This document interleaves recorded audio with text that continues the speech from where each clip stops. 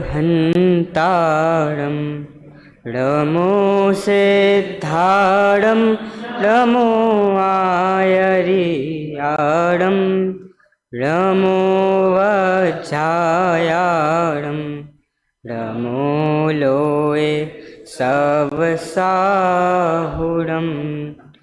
चत्तारि मङ्गलम् अरहन्तामङ्गलं सिद्धामङ्गलं साहुमङ्गलं केवलीपणत्तो धम्मो मङ्गलं चत्तारि लोकोत्तमा अरहन्तालोकोत्तमा सिद्धालोकोत्तमा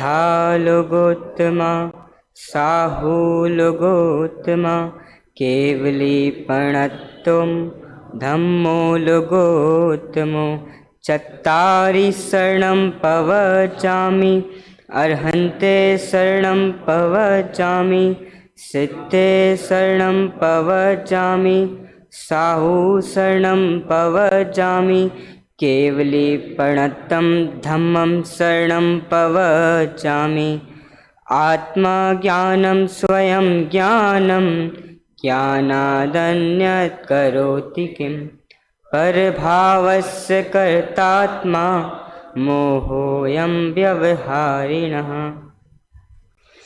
आज मैं यहाँ जो विषय लेने जा रहा हूँ वह आप सभी का भली भांति परिचित विषय है, मंगल, उत्तम और शरण।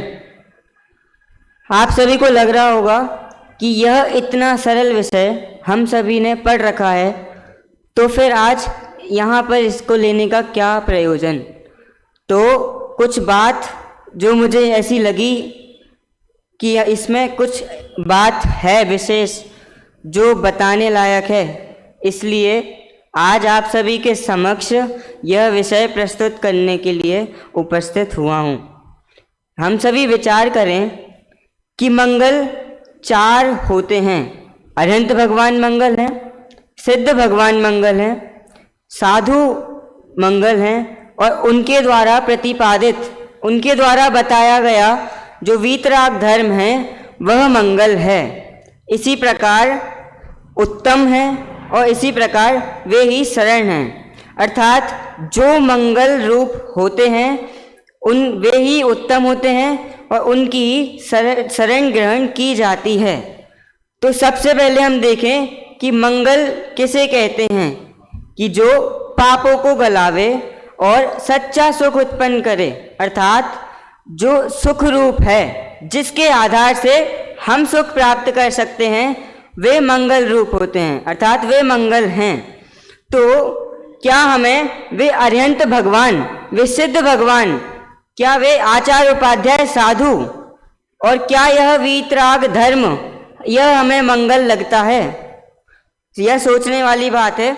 हमारी दृष्टि में तो मंगल वह है, हमारी दृष्टि में वह पैसा जिसके द्वारा हमें सुख मिलेगा वह मंगल है, वह गाड़ी, वह बंगला जिसके भोगने से, जिसके संयोग से हमें सुख मिलेगा वह मंगल है, वह इज्जत, वह यश जो हमारा फैलेगा, देश में विदेश में जो यश फैलेगा, हमारी इज्जत होगी, वह हमारे लिए मंगल है। हमें यदि कदाचित हम अरहंत परमेष्टि, सिद्ध, आचार्य उपाध्याय साधु को मंगल मान भी लें, लेकिन वह जो वीतराग धर्म जिसे चौथे नंबर पे रखा वह हमें मंगल स्वरूप लगता ही नहीं है। वह वस्तु का स्वरूप जिसके जानने से, जिसको पहचानने से, जिसके आधार से यदि हम उसको समझेंगे तो हमारा सुख होगा, वह वस्तु का स्वरूप हमारे ज्ञान में, ज्ञान का विषय बनता ही नहीं है। यह एक विचारने वाली बात है कि वे जो अरहंत भगवान हैं, सिद्ध भगवान हैं, साधु महाराज हैं, हम उनको मंगल मानते हैं कि नहीं। यदि हम उनको कदाचित मंगल मानते भी हैं, हम अरहंत भगवान को मंगल मानते हैं, सिद्ध भगवान को मंगल मानते हैं, साधु महाराज अर्थात आचार्य उपाध्याय साधु, इन तीनों को मंगल मानते हैं, लेकिन इनके द्वारा प्रतिपादित जो वीतराग धर्म है, जो वस्तु का स्वरूप है, यदि हम उसे मंगल नहीं मानते हैं तो इस जगत में, इस संपूर्ण विश्व में मंगल कोई भी नहीं है। अर्थात हमें सुख देने वाला और कोई है ही नहीं। मूल में तो वह जो मंगल है, वह जो सुख देने वाला है, वह वीतरागी धर्म, वह वस्तु का स्वरूप, वह ही मात्र मंगल है, वह ही मात्र सुख देने वाला है। यदि हम इन तीनों को भी एक अपेक्षा से मंगल कहते हैं, क्यों? क्योंकि जो मंगल हमें हमारे जीवन में प्रकट करना है, इस जीवन का जो उद्देश्य है, हम सिद्ध बनना चाहते हैं, यदि हमें अरहंत सिद्ध भी बनना है तो वह मंगल रूप जो वीतरागी धर्म है, वह जो वस्तु का स्वरूप है, उसका प्रतिपादन, उसका आधार यह आचार अरहंत सिद्ध हैं। उस बात को यह अरहंत सिद्ध भगवान, यह अरहंत सिद्ध परमेष्टि, पांचों ही परमेष्टि उस वस्तु के स्वरूप का जो मूल विधि है, अर्थात उस वस्तु के स्वरूप को समझने की विधि है, वीतरागी धर्म को अपनाने की विधि है, उसको अपने अंदर में प्रकट करने की विधि है। यह विधि को, इस स्वरूप को वे पंच परमेष्टि ही, वे जो इसके पहले तीन मंगल कहे, वे इस वस्तु स्वरूप को बताने वाले हैं, अतः इनको भी मंगल कहा। लेकिन यहाँ एक बात और है कि यदि हम अरहंत भगवान को ही मंगल मानते रहे, सिद्ध भगवान को ही मंगल मानते रहे, आचार्य उपाध्याय साधु अर्थात साधु को भी मंगल मानते रहे, लेकिन हमने उनके द्वारा प्रतिपादित जो वीतरागी धर्म है उसको यदि नहीं माना तो हमारा कल्याण कैसे भी संभव नहीं है। इसके अलावा और कोई उपाय नहीं है। इनको जानना बहुत आवश्यक है। प्रवचन सारजी ग्रंथ की 82वीं गाथा में आचार्य अकलंक देव की टीका में यह बात आती है, वह वहाँ लिखते हैं कि कल्याण का मार्ग तो मात्र तत्व विचार है, मोक्ष का मार्ग मात्र तत्व विचार है, और इसको समझने से ही मेरी मति व्यवस्थित होती है। यह बात प्रवचन सार जी की टीका में आचार्य अमृत चंद्र देव लिखते हैं। आदरणीय दादा ने भी प्रवचन सार की टीका लिखी है, तो उसमें एक बात आई है कि वस्तु का जो स्वरूप है उसको समझे बिना इस जीव का कल्याण नहीं हो सकता। वस्तु को स्वरूप समझना आवश्यक है। इसके प्रकारांतर, इसके अलावा और कुछ भी मंगल स्वरूप नहीं है। इसके अलावा और कुछ भी सुख का कारण नहीं है, अतः इसको समझना अति आवश्यक है। अब यदि हम बात करें उत्तम की, भले ही हम यह कहते हैं कि अरहंत भगवान उत्तम हैं, सिद्ध भगवान उत्तम हैं, आचार्य उपाध्याय साधु, जिनको साधु में ही गर्वित कर लिया गया है, वे उत्तम हैं, लेकिन फिर भी सोचिए कि क्या वे हमें उत्तम लगते हैं? हमें तो वे उत्तम लगते हैं कि जो अभी हमारे साथ पढ़ रहे हैं और यहाँ से निकलने के बाद उनका 50 लाख का पैकेज हो गया, उत्तम तो हमें वे लगते हैं। हमें अरहंत भगवान उत्तम कैसे लगते हैं?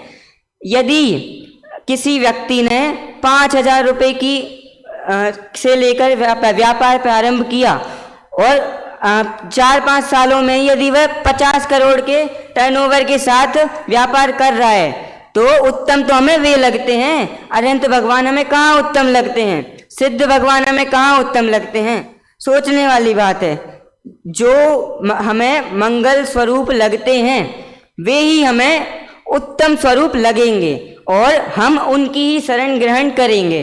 अब यदि हमें वे व्यापारी, वे जो लौकिक दृष्टि से सुखी दिखते हैं, वे यदि हमें उत्तम लग रहे हैं, तो हमारी शरण भी उन अज्ञानी मिथ्या दृष्टि सप्तव्यसनियों की हो जाएगी।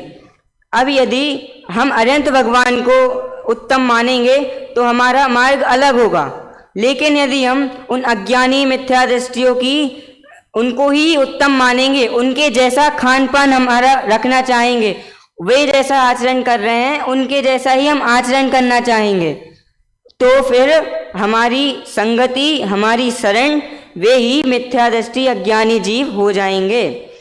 वे कहाँ हमें उत्तम लगते हैं? जिन्होंने अकौए के वृक्ष में हजारों वर्ष बिता दिए, जिन्होंने निगोदिया के पर्याय में अनंत काल तक रहे और आज वे शासन नायक हो गए, आज वे तीर्थंकर हो गए, आज वे भगवान हो गए। वे कहाँ में उत्तम लगते हैं?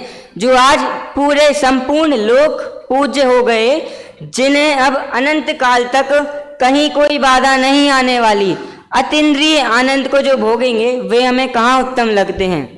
दूसरी बात, दूसरा उदाहरण, अंजन चोर। अंजन चोर, चोरों में चोरी करने की कला में जिसने महारत हासिल कर रखी थी, वह व्यक्ति उसी भव से मोक्ष चला गया। आखिर उसने क्या पुरुषार्थ किया होगा कि वह एक भव के अंदर ही मोक्ष चला गया? क्या वह पुरुषार्थ हमें उत्तम लगता है? क्या वह जीव जिसने एक ही भव के अंदर मोक्ष को पा लिया और अब वह अनंत काल तक सुखी हो गया, क्या वह हमें उत्तम लगता है? नहीं। ऐसे ही राजा श्रेणिक देखें, भले ही आज वे नरक में हैं, लेकिन तीर्थंकर प्रकृति का बंध उन्होंने कर लिया, भविष्य में तीर्थंकर वे होंगे, यह निश्चित हो गया। तो जो पुरुषार्थ उन्होंने किया कि भले ही आज वे नरक में हैं, 7वें से 3रे नरक में हैं भले ही, लेकिन जिन्होंने अपना मोक्ष मार्ग प्रशस्त कर लिया, अभी से कर लिया, जो अब बहुत अधिक संसार में नहीं रहने वाले, अब बहुत जल्दी ही सिद्ध शिला में विराजमान हो जाएंगे और हम उनको पूजेंगे, तो वे कैसे, मतलब वे हमें उत्तम लगते ही नहीं हैं। उन्होंने जिस मार्ग को अपनाया वह मार्ग हमें उत्तम नहीं लगता। हमें उस चीज का भाव भाषण ही नहीं होता कि अनंत भगवान हमें कैसे उत्तम हैं, सिद्ध भगवान हमें कैसे उत्तम हैं। इस प्रकार यदि हम विपरीतता में ही उलझ गए और हमें जो 4 हमारे उत्तम कहे हैं, जो वास्तविक उत्तम है, इनके अलावा विश्व में जो कोई उत्तम है ही नहीं, यदि हमें इनको समझ नहीं आया और हम विपरीतता में ही पड़े रहे, तो हम दर्शन मोहनीय का, हमारी श्रद्धा बहुत उलझी रहेगी, हम उस श्रद्धा को सम्यक नहीं कर पाएंगे, दृढ़ रहेगी। तो इससे हम दर्शन मोहनीय का बहुत तीव्र उदय कर रहे हैं, कर्म का बंध कर रहे हैं, और वह दर्शन मोहनीय का बंध हमें वस्तु के स्वरूप से बहुत दूर ले जाएगा। उसके बाद हमें हमारा वस्तु का स्वरूप हमें कब मिलेगा उसकी कोई गारंटी नहीं है। इसलिए यह बात समझनी चाहिए कि हम किसको उत्तम मान रहे हैं, किसको मंगल मान रहे हैं, वास्तव में कौन हमें मंगल है, कौन हमें उत्तम है। ऐसे ही शरण की बात करें तो जो हमें मंगल रूप लगेंगे, जो हमें उत्तम रूप लगेंगे, वह उनकी ही हम शरण ग्रहण करेंगे ही करेंगे। जो हमें मंगल लगेंगे तो हम उनकी ही शरण ग्रहण करेंगे। क्यों? क्योंकि वह हमें सुखकारी हैं। उत्तम क्यों? क्योंकि वैसा आचरण हम करना चाहेंगे, हम उन जैसा बनना चाहेंगे, तो वे हम उनकी ही शरण ग्रहण करेंगे। अब यहाँ एक प्रश्न उठता है कि यदि हम मंदिर में गए, अनंत भगवान के समक्ष खड़े हैं, अनंत भगवान मंगलमय कैसे हैं? अर्थात वे मंगलमय तो हैं, लेकिन हमें भी मंगलमय बनना है ना। तो हमें यह बात समझनी पड़ेगी कि आखिर अनंत भगवान आपने ऐसा क्या किया कि आप मंगल हो गए, आपने ऐसा क्या किया कि आप उत्तम हो गए। वे पंच परमेष्टि जो उत्तम हैं, जो मंगल रूप हैं, उन्होंने ऐसा क्या किया कि वे उत्तम हो गए? तो एकमात्र उन्होंने अपनी शुद्धात्मा का आश्रय लिया, जिस कारण से वे मंगल हो गए। एकमात्र उन्होंने अपनी शुद्ध आत्मा का आश्रय लिया, जिस कारण से वे उत्तम हुए। एकमात्र उन्होंने अपनी आत्मा की ही शरण ली, जिस कारण से उनकी शरण में आज सभी जाना चाहेंगे और वे आज इतने सुखी हैं, अनंत काल तक सुख भोगते रहेंगे। तो यह प्रश्न हमारे मन में उठना चाहिए कि 4 मंगल हैं, चलो मान लिया कि ये चार भी हैं। अब एक तरफ यह भी कहा जा रहा है कि मात्र शुद्धात्मा ही मंगल है, उत्तम है, मात्र शुद्धात्मा ही शरण है। तो क्या मंगल चार भी हैं और एक भी है?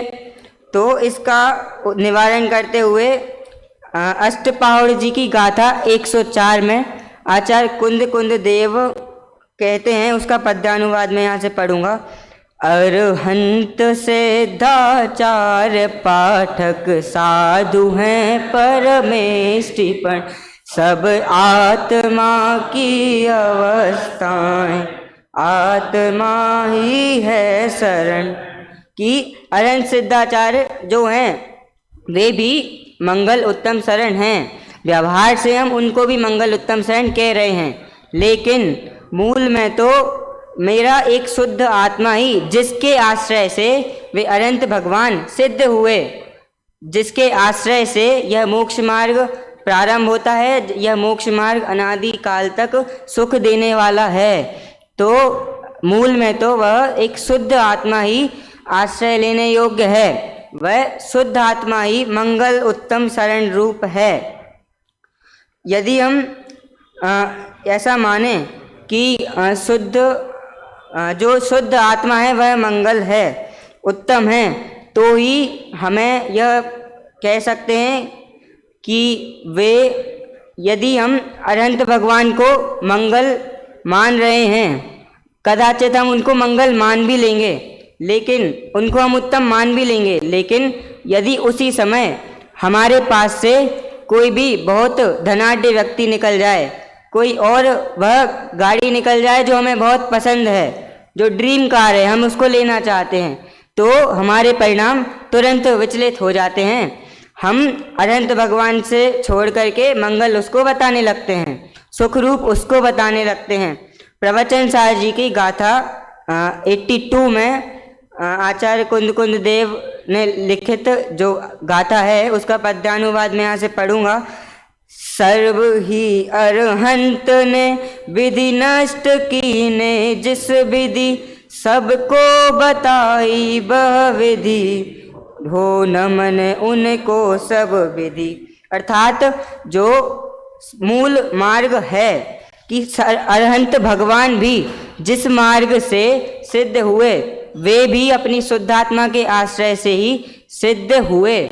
अब यह बात आ रही है कि शुद्धात्मा का आश्रय, इसका क्या मतलब लें? बार बार यह बोला जा रहा है कि शुद्धात्मा के आश्रय से अनंत हुए, सिद्ध हुए। उन्होंने भी शुद्धात्मा का आश्रय लिया जो आज वे मुक्त हो गए।